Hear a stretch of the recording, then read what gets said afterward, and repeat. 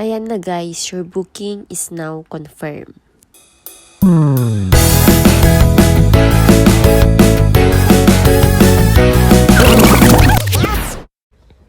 Hello guys, welcome back again to my channel. So today's video guys, ang ituturo ko naman sa inyo ay kung paano mag-book ng hotel sa Boracay. So, ang gagamitin natin guys ay yung Agoda.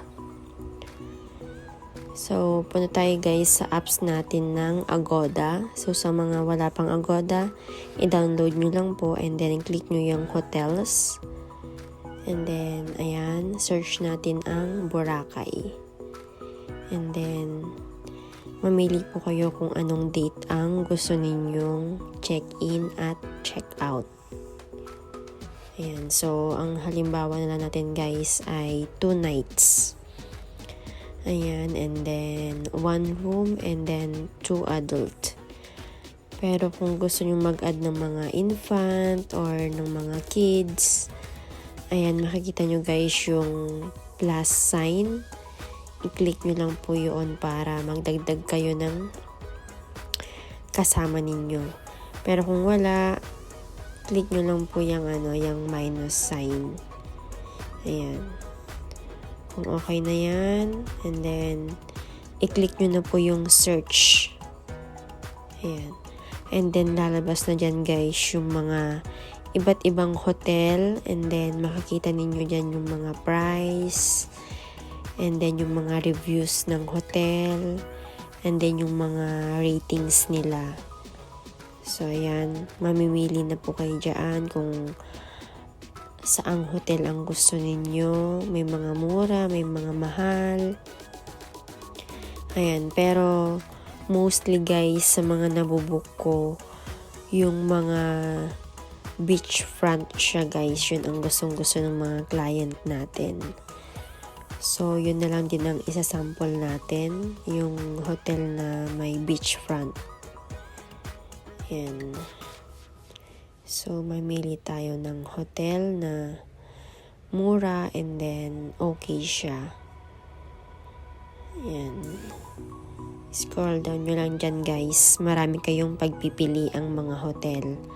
Ayan yung mga hotel. May mga swimming pool. May mga bar. Ayan. So, eto guys, mukhang siya. Hotel na may beachfront. So, yan yung isa-sample natin. Ayan. Diyan sa gawing taas guys, pwede nyong i-click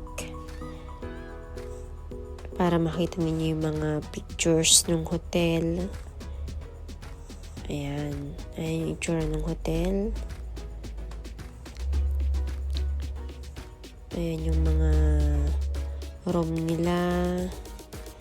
Ayan yung mga pagkain.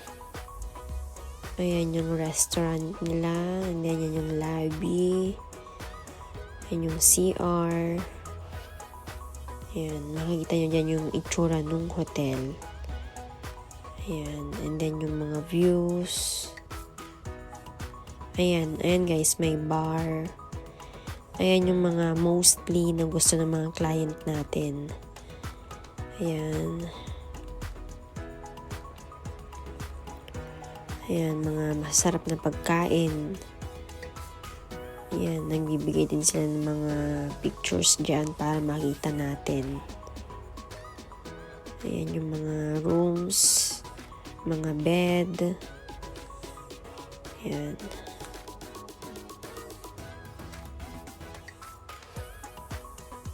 Ganyan yung mga makita na ninyo guys, mga pictures. And then yan guys, yung mga tourist spot.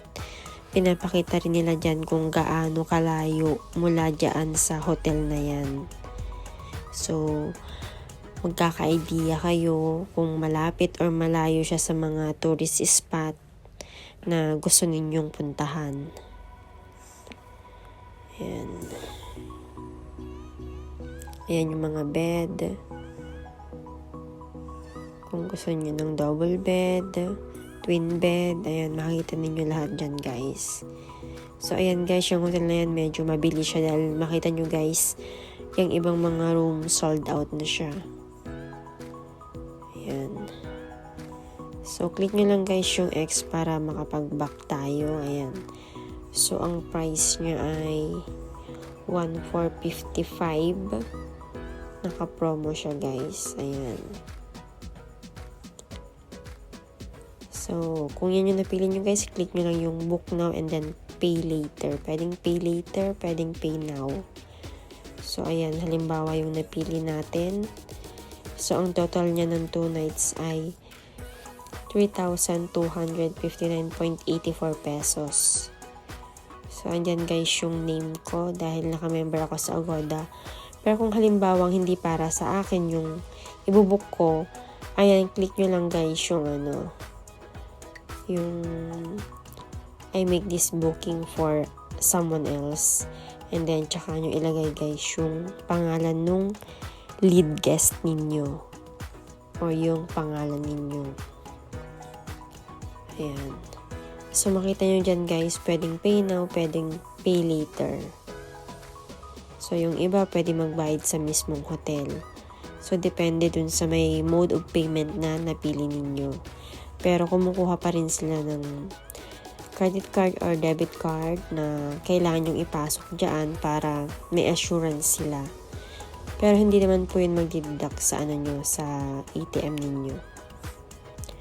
Ayan. So, pwede kayong gumamit ng Mastercard, ng Visa card, ng JCB, Alipay po pwede rin. So, ayan guys, yung pwede nyong gamitin para sa payment ng inyong hotel. So, yung sa atin, ilalagay ko pa rin yung sa may debit card ko, pero i-pay later ko siya guys. So, ayan, pay with your debit card, and then ilalagay ko guys yung sa may likod ng aking ATM. So, andyan din guys yung details ng inyong hotel. Makikita ninyo yung large bed, kung anong gusto nyo, single bed, twin bed, and then yung room, gusto nyo ba ng smoking area or non-smoking area. So, pili lang kayo dyan guys. And then, yan. Pagka okay na yung sa may payment, pagka na-fill upan nyo na yung details, ayan, continue nyo lang. Yan, loading na siya. And then, yan, okay na yan guys. And then, no thanks. Ayan, confirm na yung inyong hotel booking. And then, magpapadala na rin guys ng email. Ayan guys, andyan na sa may email yung confirmation ng inyong booking hotel. Ayan. Screenshot nyo lang yan, guys. Ayan. And then, andyan yung price. Lahat ng details andyan na. And then, magte-text din yung inyong debit card account kung na-deduct na yung inyong binayad. Kung nagbayad kayo ng pay now. Okay.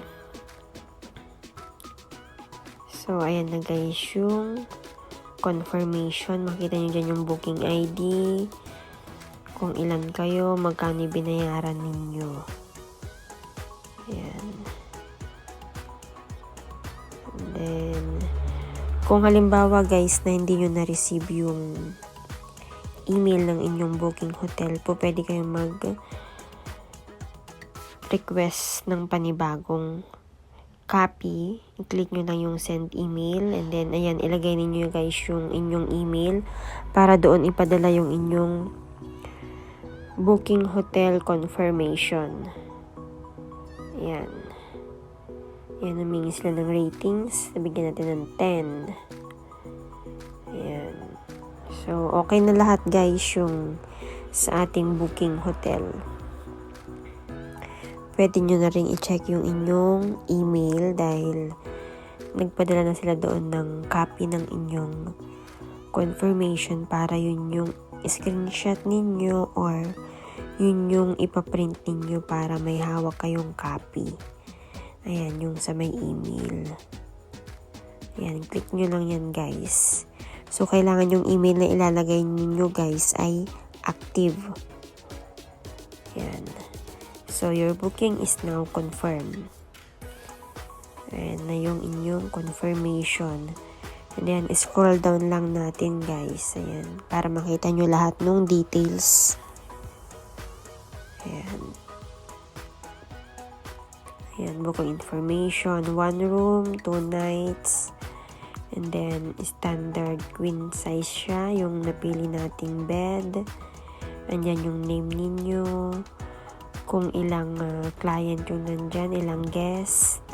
And then, may free wifi siya.